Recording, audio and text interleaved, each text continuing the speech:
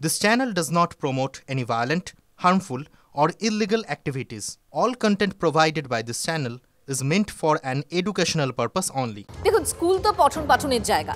অভিভাবকরা স্কুলে পাঠিয়ে নিশ্চিন্ত হন তাদের সন্তানরা বাবা মায়ের মতোই শিক্ষক শিক্ষিকাদের নিরাপদ আশ্রয়ে লেখাপড়া করছে। তারা মানে সেকেন্ড হোম বলা যেতে পারে এই স্কুলগুলোকে। কিন্তু এই চিরন্তন ধারণা প্রশ্নের মুখে ফেলে দিচ্ছে ইদানিং কয়েকটা ঘটনা। পূর্বস্থলী স্কুল কিংবা কলকাতার হাতিবাগানের স্কুলের ঘটনা, পূর্ব বর্ধমানের পূর্বস্থলীর সরকারি স্কুলের শিক্ষকদের বিরুদ্ধে ভয়ঙ্কর অভিযোগ ছাত্রদের তাদের মোবাইলে অশ্লীল মেসেজ পাঠাচ্ছেন নাকি শিক্ষকরা, পড়ানোর নামে তারা শরীর স্পর্শ করছেন, এমনটাই তো অভিযোগ উঠছে। গ্রেফতার এক শিক্ষক। আবার হাতিবাগানে সেখানে স্কুলে খুদে ছাত্রীর সঙ্গে অশালীন আচরণের অভিযোগ। অজ্ঞাত পরিচয় এক শ্রমিকের বিরুদ্ধে পক্সো আইনে মামলাও রুজু হয়েছে।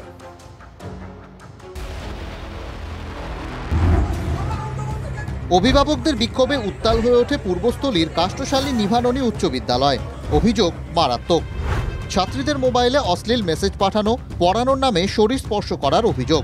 স্কুলের 3 শিক্ষক আলমগীর হোসেন, সত্যজিৎ চৌধুরী ও বিজয় সর্দারের বিরুদ্ধে এমনই অভিযোগ করে ছাত্রীরা। 3 শিক্ষকের বিরুদ্ধেই লিখিত অভিযোগ দায়ের স্কুল কর্তৃপক্ষের কাছে। হঠাৎ করে একদিন আমাকে উনি উল্টোপাল্টা মেসেজ করলো, আমাকে বারবার বলছে যে তোমার ছবি দিয়ে পাঠাও, সেলফি পাঠাও, লাইট অফ, তোমাকে না দেখলে আমি খাবো না, এরকম করে উল্টোপাল্টা কথা বলছে। আলমগীর হোসেন উনি একজন টিচার, জিওগ্রাফি টিচার, উনি আমাকে প্রথম দিকে খুব ব্যাড টাচ করেছিল।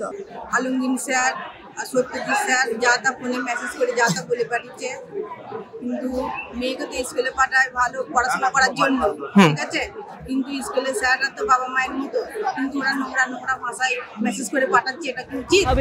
অশ্লীল মেসেজ পাঠাতেন স্কুলের শিক্ষক ছাত্রছাত্রীদের বা পড়ানোর আছিলায় শরীর স্পর্শ করতেন, এই বিষয়টা কিভাবে প্রধান শিক্ষকের নজর এড়িয়ে গেল, এই নিয়ে কিন্তু প্রশ্ন। অভিযোগের ভিত্তিতে পুলিশ শিক্ষক বিজয় সর্দারকে গ্রেফতার করেছে। চাপের মুখে পড়ে পদত্যাগ করেছেন প্রধান শিক্ষক। স্কুলে ছাত্রীদের নিরাপত্তা নিয়ে প্রশ্ন তুলেছেন অভিভাবকরা। কি চলছে এগুলো? গোপনে তাকে সমস্তভাবে তার হোয়াটসঅ্যাপ নাম্বার নিয়ে, তার ফোন নাম্বার নিয়ে পড়ার কোনো রকম ফ্যাসিলিটি পাইয়ে দেবে এই বলে, তার যদি তার হোয়াটসঅ্যাপে যদি উল্টো পাল্টা মেসেজ করা হয়, তুমি এখন কি খাচ্ছ, তুমি এখন ঘুমিয়েছো তো, হ্যাঁ তোমার জন্য আমি থাকতে পারছি না, তোমার জন্য আমার মন খারাপ করছে, এটা একটা শিক্ষক, এটা আমরা কোথায় বাস করছি?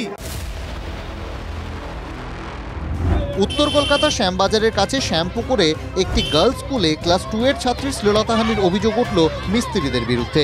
অভিযোগ, শৌচাগারে যাওয়ার সময় ছাত্রীদের চকলেট বা লজেন্স খাওয়ানোর লোভ দেখিয়ে অন্যত্র নিয়ে যাওয়া হচ্ছে, তারপর তাদের কুপ্রস্তাব দেওয়া হচ্ছে শ্লীলতাহানিও।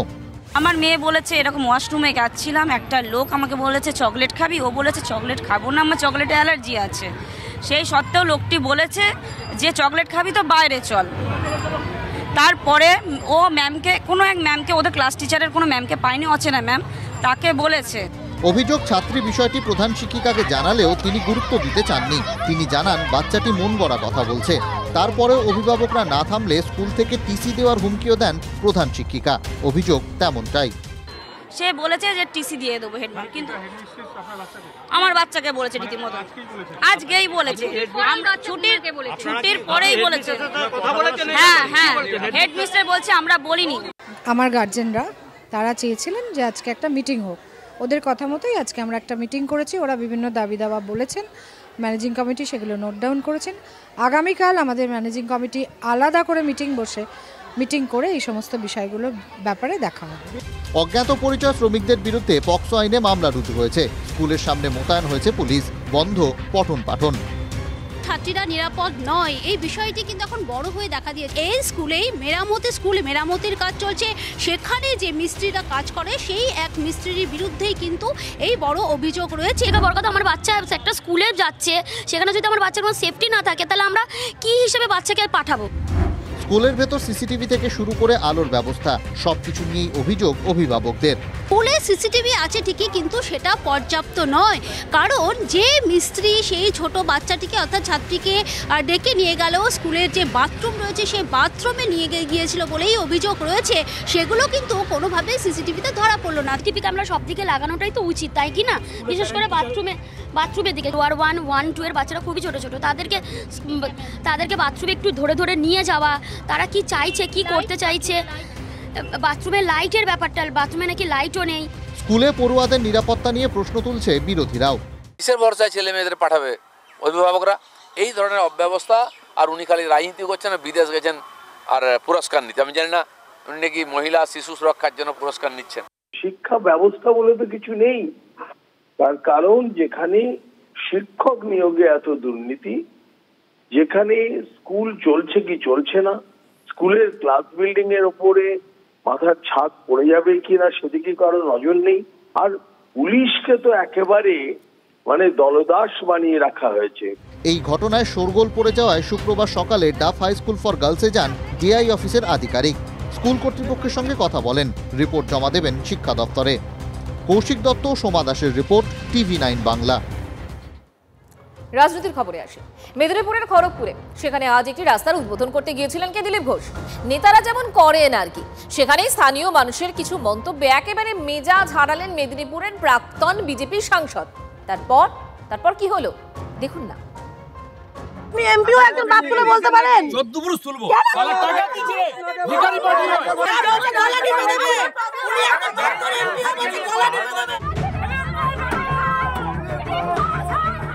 রাস্তা উদ্বোধন করতে গিয়ে বিক্ষোভের মুখে পড়ে মেজাজ হারালেন প্রাক্তন বিজেপি সাংসদ দিলীপ ঘোষ। সাংসদ থাকাকালীন তহবিল থেকে টাকা দিয়েছিলেন। সেই টাকায় তৈরি রাস্তা উদ্বোধন করতে শুক্রবার খড়গপুরের 6 নম্বর ওয়ার্ডে ভবানীপুর মাঠপাড়ায় পৌঁছন মেদিনীপুরের প্রাক্তন সাংসদ দিলীপ ঘোষ। আগে সমস্ত জায়গায় অনেকদিন আগেই অ্যালার্ট হয়েছিল এগুলো। যাই হোক, এখানকার মানুষের যে সমস্যা খানিকটা সমাধান হবে এই ফুটপাত উদ্বোধন হলে। তখন কি আর প্রাক্তন সাংসদ জানতেন যে এই রাস্তাতেই এলাকাবাসীর বিক্ষোভের মুখে পড়তে হবে তাকে? 6 নম্বর ওয়ার্ডে দলীয় কর্মীদের সঙ্গে যাওয়ার সময় পিছন থেকে দিলীপ ঘোষের উদ্দেশ্যে নানান মন্তব্য ভেসে আসে। তাতেই চটে যান প্রাক্তন সাংসদ, মেজাজ হারিয়ে ফেলেন।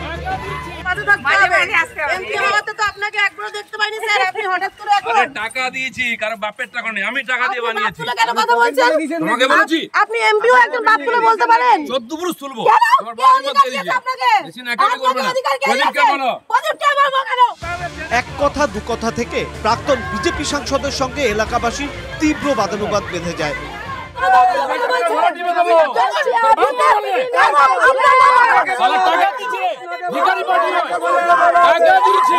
তৃণমূল কুত্তা সব জায়গায়।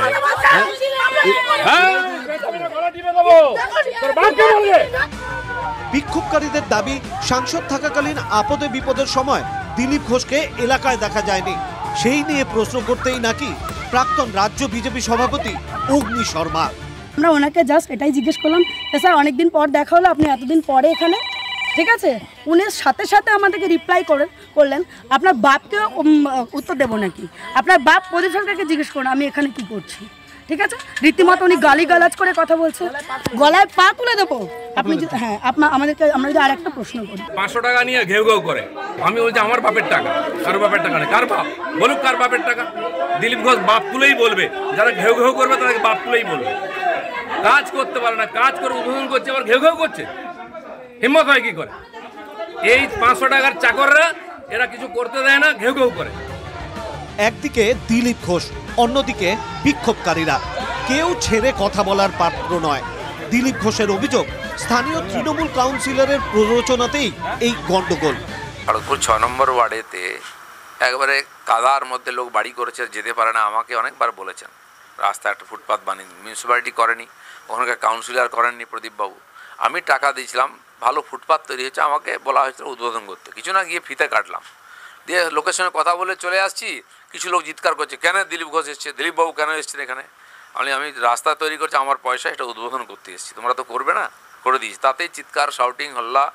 আমাদের লোকেরাও ছিল, হাল্লা গুল্লা হলো কিছুক্ষণ। যেটা ওরা করে, কাজ না করে চিৎকার বেশি করে, সেটাই করেছে টিএমসির লোকেরা, ওখানকার কাউন্সিলর পাঠিয়েছিল। ছেড়ে কথা বলছে না শাসক দলও। খড়গপুর পুরসভার প্রাক্তন চেয়ারম্যান তথা 6 নম্বর ওয়ার্ডের তৃণমূল কাউন্সিলর প্রদীপ সরকারের তোপ। দেখুন, দিলীপ বাবু আজকে যে কাজটা করেছেন খুবই লজ্জাকর কাজ করেছেন। যদি কোনো রাস্তা উদ্বোধন করতে যায়, তার নোডাল এজেন্সি পৌরসভা জানে না, কাউন্সিলর জানে না, আমাদের কাছে অফিসিয়ালি কোনো খবর দেয়নি। উনি কবে, আর বর্তমানে উনি না আছেন এমপি, না আছে এমএলএ, তাহলে উনি কি করে আজকে এমপি হয়ে উদ্বোধন করতে যান ওখানে? মহিলাদের প্রতি অশ্লীল আচরণ করেছে, মহিলাদের গায়ে হাত দিয়েছে, মহিলাদেরকে তুকারি বাপ বলে গালাগালি দিয়েছে। এটার আমরা তীব্র নিন্দা ও প্রতিবাদ। জিজ্ঞেস করছে কেন এসছেন, আমি টাকা দিয়েছি, আমি উদ্বোধন করবো। কাউন্সিলর কেন আসেনি উদ্বোধন করতে? কালকে একটা ক্রিকেট ম্যাচে গেছিলাম, সেখানে টিএমসির লোকেরা ভয় আসেনি, দিলীপ ঘোষ গেছে বলে আমি উদ্বোধন করেছি। সেজন্য এরা হচ্ছে ঘেউ ঘেউ করবে, কাজ করতে পারবে না।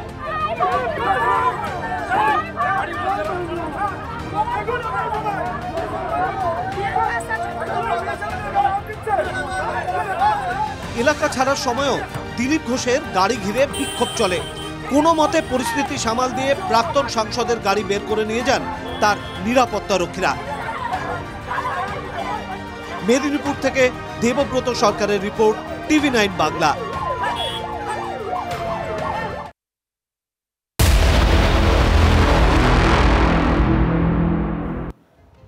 একটা অশান্তির ছবি দেখলেন, আরও একটা অশান্তির কথা বলি।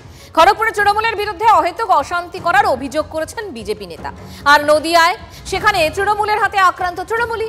গয়েশপুর পুরসভার সৌন্দর্যায়নের কাজে বাধা দেওয়ার অভিযোগ কাঠগড়ায় তৃণমূলেরই কাউন্সিলর। প্রতিবাদে সরব তৃণমূল কর্মীরাই। ঘটনার জেরে গয়েশপুরের তুলকালাম পরিস্থিতি। এদিকে আবার তৃণমূল কাউন্সিলরের অভিযোগ যে পুরসভার কাজে গাফিলতি রয়েছে। তো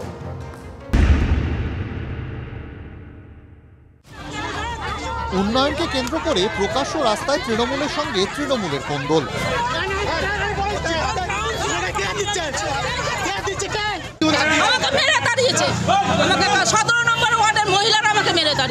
কাউন্সিলর কাজ আটকাচ্ছে, উন্নয়নমূলক কাজ।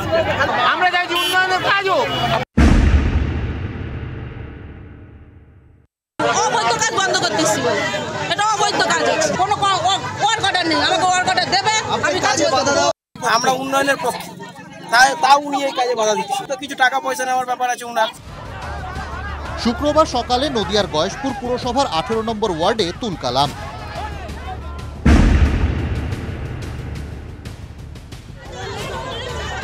শাসক দলের কাউন্সিলর ও তার অনুগামীর বিরুদ্ধে গলা তুললেন তৃণমূলেরই কর্মী ও সমর্থকরা। জানা গিয়েছে 17 ও 18 নম্বর ওয়ার্ডের সীমানায় ঝিলপার এলাকায় রাস্তার দুপাশে সৌন্দর্যায়নের কাজ করছে গয়েশপুর পুরসভা। চলছে ফুটপাত তৈরি ও পথবাতি লাগানোর কাজ। অভিযোগ, শুক্রবার সকালে নিজের ওয়ার্ডে গিয়ে পুরসভার সেই কাজ আটকে দেন 18 নম্বর ওয়ার্ডের কাউন্সিলর স্বপ্না অধিকারী। এতেই ক্ষেপে আগুন এলাকাবাসী তাকে ঘিরে ধরেন। কাউন্সিলরের অভিযোগ, তাকে মারধর করা হয়েছে। আমার ওয়ার্ডে একটা অবৈধ কাজ হচ্ছে, সেই অবৈধ কাজটা আমি খবর পাওয়া মাত্র এখানে ছুটে এসেছি। কারণ আমি যেহেতু ওয়ার্ডের কাউন্সিলর, আমি কৈফিয়ত চাইতেই পারি। কিন্তু কিছু মানুষ আমার পরে চড়াও হয়েছে, কিছু মানুষ চড়াও করে আমাকে ধাক্কাধাক্কি করেছে, আমাকে গায়ে হাতও দিয়েছে, ঠিকঠাক আছে। যদিও কাউন্সিলরের অভিযোগ উড়িয়ে দিয়ে তৃণমূলের বুথ সভাপতির পাল্টা তোপ। পুজোর আগে একবার বাধা দিয়েছে, তখন আমরা কে বাধা দিয়েছিলাম না। কাউন্সিলর কে, মানে কি স্বপ্না অধিকার। দাবি হচ্ছে কন্ট্রাক্টরকে আমাকে দেখতে হবে, জানি না কি কারণে উনি কন্ট্রাক্টরকে খুঁজে বেড়াচ্ছে। কাউন্সিলর ওখানে পাবলিক ঘিরে ধরেছে, কাউন্সিলর ঘিরে ধরে রীতিমতো বিক্ষোভ হচ্ছে কাউন্সিলর। কেন ঠিকাদারকে খুঁজে বেড়াচ্ছেন কাউন্সিলর? স্বপ্না অধিকারীর অভিযোগ, কোনো ওয়ার্ক অর্ডার ছাড়াই নাকি কাজ হচ্ছিল। এখানে রাস্তা হবে আর বলছে নাকি দোকান নাকি হবে, কিন্তু এখানে যে অবৈধ কাজ হচ্ছে সেই অবৈধ কাজ আমি হতে দেবো না। ওয়ার্ক অর্ডার নেই, চেয়ারম্যান অবশ্যই জানে। চেয়ারম্যানকে বারংবার বলেছি, আমাকে সবসময় এই ওয়ার্ডে আমাকে হ্যাকেল করা হয়েছে। আমি কোনো কাজ আমাকে কাজ করতে দেয় না। অবশ্যই তারা চেয়ারম্যান, একই দল করি, সব চেয়ারম্যানের লোক। শুধু কাউন্সিলর নন, এদিন এলাকাবাসীর বাধার মুখে পড়েন কাউন্সিলরের এক অনুগামীও। তার দাবি, চেয়ারম্যানের আনুষঙ্গিক লোকরা কাজটাকে, যাদের অনেক রকম অবৈধ কাজ, মানে প্রমাণ দিতে পারবে না। তো এত কিছু হওয়ার পরে তো তাহলে একটা ওয়ার্কার দেখালে তো সমস্যা সমাধান হয়ে যেত, সেটাও দেখাতে পারছে না। 85 লাখ টাকার কাজ, যতটুকু আমার কাছে কানে শোনা আছে, এই 8-10টা লাইট আর এইটুকুনি আইল্যান্ডের জন্য 25 লাখ টাকার টেন্ডার মানে হয়নি। টেন্ডারের আগে তো গয়েশপুর পুরসভা থেকে অডেল কাজ হচ্ছে। কাউন্সিলর ও তার অনুগামী সরকারি কাজে অনিয়মের অভিযোগ তুলছেন। পাল্টা তাদের বিরুদ্ধে একই অভিযোগ করছেন তৃণমূল কর্মীরা। বেআইনি না, কাউন্সিলর এখন ডিমান্ড করছে, ওর সাথে যে পোষণ আছে সে ডিমান্ড করছে যে কন্ট্রাক্টরের থেকে কিছু নেওয়ার জন্য। এইটাই গোটা ঘটনা দেখে শান্ত গলায় দলের কাউন্সিলরকে বিধতে ছাড়েননি গয়েশপুর পুরসভার চেয়ারম্যান। ওয়ার্ক অর্ডার কিন্তু রয়েছে এবং ওয়ার্ক অর্ডার আমি দিয়েও দিয়েছি। মিউনিসিপ্যালিটির কাউন্সিলর সেখানে গেছেন, এখন কাজ বন্ধ করে দেওয়াটা লোকে ঠিক মতো মেনে নেয় না, কারণ কোনো লোকজন এরমভাবে নেই, ওটা সাধারণ জনতা। দিনে দুপুরে গয়েশপুরে তৃণমূলের ঘরের কোন্দল দেখে বিজেপির কটাক্ষ। এখন পুরো ব্যাপারটা হচ্ছে অংশ নিয়ে, বখরা নিয়ে। সত্যিকারের কোনো টেন্ডার হয়েছে? ওই জায়গাটাকে পরিষ্কার করে এবার ওখানে নতুন দোকান বসাবে, এক একজনের থেকে 10 লক্ষ টাকা বা 5 লক্ষ টাকা করে নেবে। 20টা দোকান যদি বের করতে পারে, 10 লক্ষ টাকা করলে 2 কোটি টাকার ঘাপলা। কাউন্সিলরের সঙ্গে কর্মীদের কোন্দল থামাতে ছুটে যেতে হয় পুলিশকে। এই ছবি কি শাসকের কাছে ভালো বিজ্ঞাপন? নদিয়া থেকে মহাদেব কুণ্ডুর রিপোর্ট, TV9 বাংলা।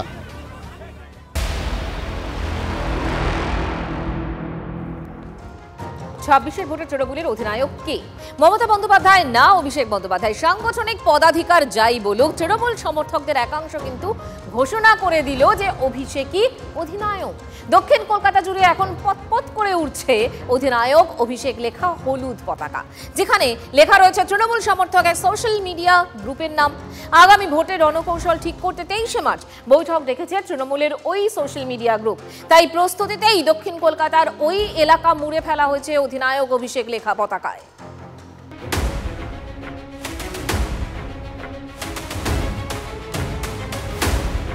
বিবাদ বিতর্ক জল্পনা থমকে গিয়েছিল 15ই মার্চের ভার্চুয়াল বৈঠকে।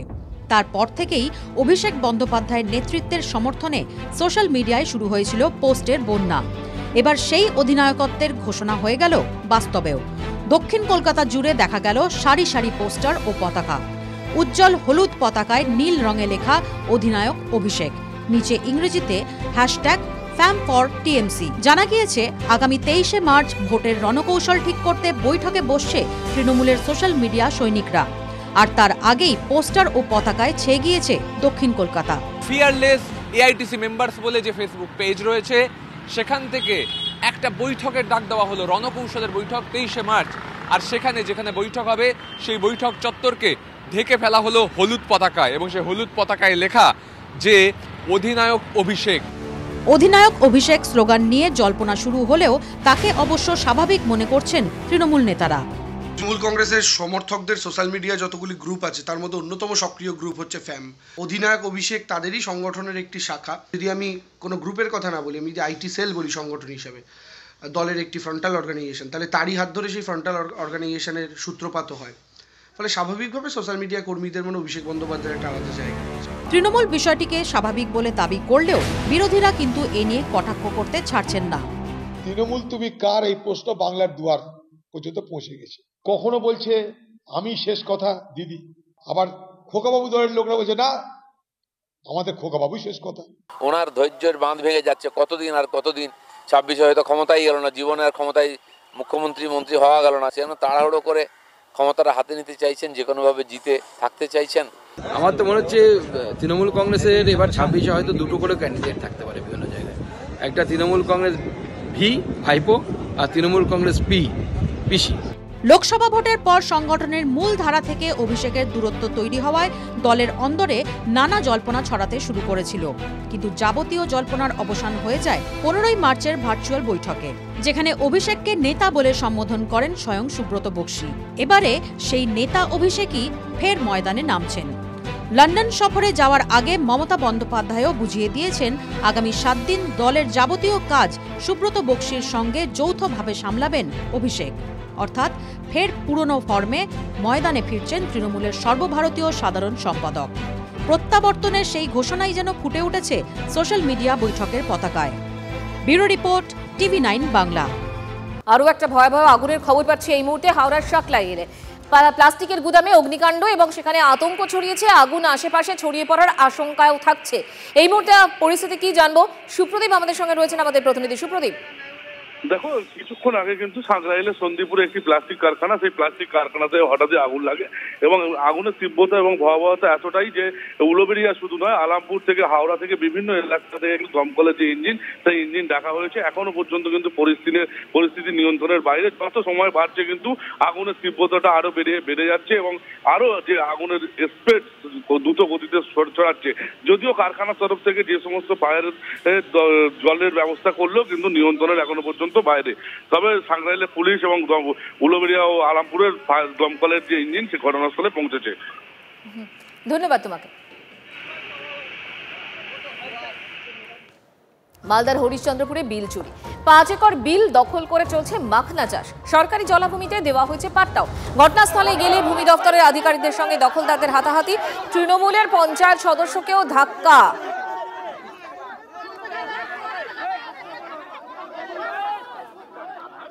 আমাদের এই যে মাদারীপুর মৌজা যে নদী আছে, আমরা জানছিলাম সরকারি আছে, হঠাৎ করে গত বছর থেকে দেখছি যে ওরা বলছে আমাদের নদী, আমরা পাট্টা করেছি, সরকার পাট্টা দিয়েছে। রেকর্ড হয়েছে? আর রেকর্ড হয়েছে, ওরা বলছে, আমরা তো আর দেখতে যাইনি, আমরা এখানে কিন্তু ওদেরকে দখল দেইনি। গত বছর থেকে ওরা চেষ্টা করছে দখল করার, আমরা দখল দেইনি, যেহেতু এটা গ্রাম 4টা গ্রামবাসীর এটা যাতায়াত করার নদী। বলছি কি আমি পাট্টা করে নিয়েছি, হ্যাঁ কেন লাগাবে মাখনা? আমরা মাখনা লাগবা যাবে তো আমরা কুইয়া পাট করাবো? হ্যাঁ, হাত ছড়ছি, মুরগি ছড়ছি, পানি খিলাচ্ছি, কোথায় যাবো আমরা? হ্যাঁ, হাঁস 3টা হাঁস মরে গেছে ওখানে, হ্যাঁ কেমিক্যাল দিল না কি দিল, হাঁস মরে গেছে 3টা। কেন আমরা হাঁস পুষবো না? আমরা কোথায় যাই পুষবো? এটা কি সরকারি নদী? হ্যাঁ, এটা সরকারি নদী আছে। আমার বাবার বাড়ি এখানে, আমি বাচ্চা থেকে দেখছি সরকারি এটা নদী আছে।